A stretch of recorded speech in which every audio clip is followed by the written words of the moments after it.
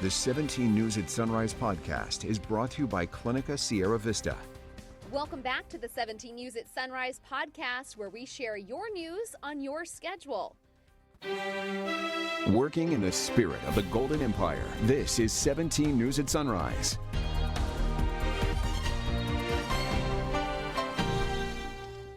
Good morning, everyone. Thanks for waking up with us here at 5 a.m. I'm Maddie Jansen alongside Kevin Charette.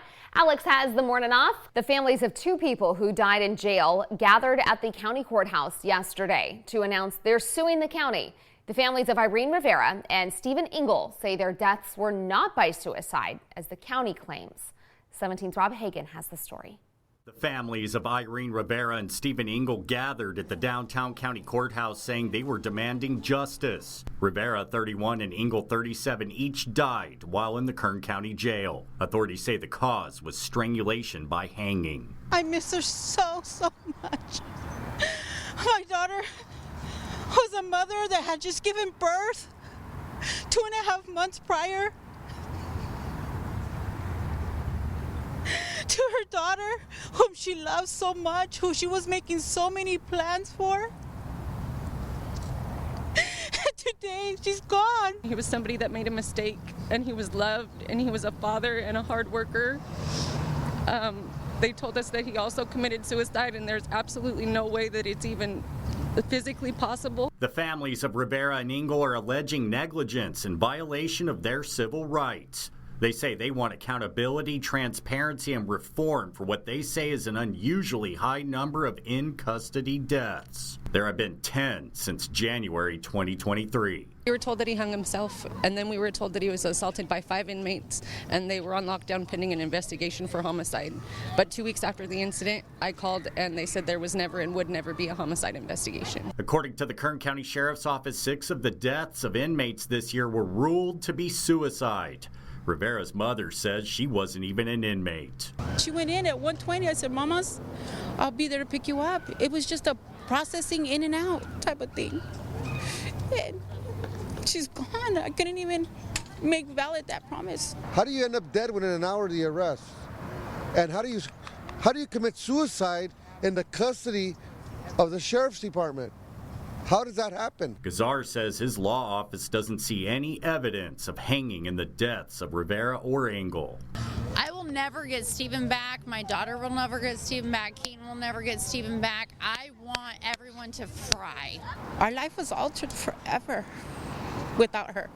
Now we're 52 years old. We have a 4-month-old. I'm Rob Hagan for 17 News.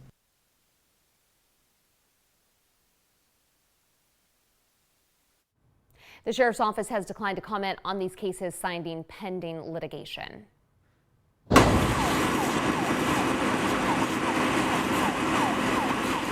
A trailer carrying a large load of grapes went up in flames Friday night. The double trailer caught fire on Golden State Highway near the Laredo Highway exit. No one appeared to be hurt, and the cause of the fire is being investigated by CHP. Search and rescue crews worked overnight Friday through Saturday morning to rescue a stranded hiker. Crews say they were called to help around 9 p.m. on Friday in the Kern Valley area near Canal Trail, east of Kernville. They tied a bunch of ropes together and scaled solid rock in the dark to get to that hiker and finally reached him around 3 a.m. Saturday morning. Fortunately, he was not hurt. Pastor Roger Spradlin, a pillar of Bakersfield's Christian community, has passed away after a battle with cancer. Spradlin was a founding co-pastor of Valley Baptist Church. He was diagnosed with bile duct cancer last fall. Spradlin officially retired as senior pastor this February after nearly 40 years of service at Valley Baptist. His son shared on social media that Pastor Roger passed away peacefully with his wife and family by his side Sunday morning. Funeral arrangements have not yet been announced. Pastor Roger was 68 years old.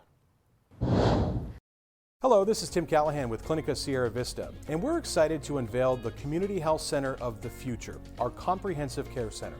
It's located right across the street from Memorial Hospital. We have every service under one roof, from family medicine, OBGYN care, dental services for adults and children, behavioral health, and much more. So find your way to better care at Clinica Sierra Vista this year at our comprehensive care center.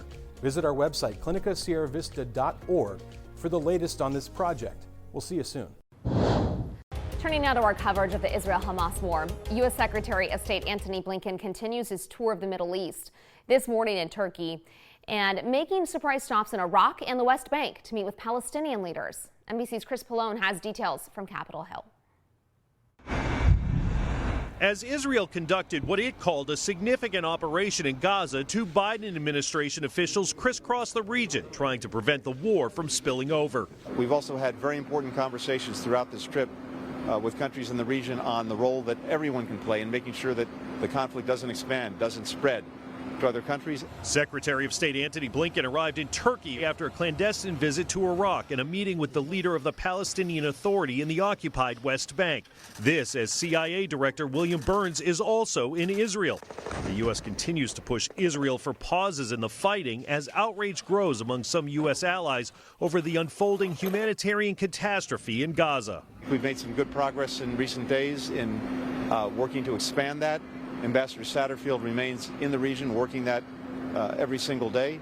The White House also hoping a pause will aid negotiations to free more than 200 Hamas-held hostages. It is a huge priority for the president and for all of us to get as many of those hostages home, including obviously the American citizens who are held there, as soon as possible. And we believe that is still possible. Back in Washington, the Republican House Speaker continues to make the case for tying any additional U.S.-provided foreign aid for Ukraine to increase funding to secure the U.S.'s southern border. We don't want Vladimir Putin to prevail. We can't afford that. The free world can't afford that. But we have to take care of our own border first. Despite the Israel-only House bill passed last week, the Senate is expected to take up a much broader foreign aid bill soon. Since October 7th, militias connected to Iran have claimed responsibility for 40 attacks against U.S. troops in Iraq and Syria. The U.S. has conducted 2 airstrikes in Syria in retaliation. In Washington, Chris Pallone, NBC News. And meantime, we continue to follow local Jewish leaders during their trip to Israel. Overnight, they sent us new video of a memorial set up in Jerusalem for those kidnapped by Hamas. Every night, these beams of light are seen everywhere across the city. Rabbi Jonathan Klein and temple leader Avital Anders left last week from Bakersfield, and they're now on a humanitarian aid mission. They spent several days working in farm fields, helping out farmers who are short on workers now amid the war, and hearing war sounds in the distance. Working in the spirit of the Golden Empire, this is 17 News at Sunrise.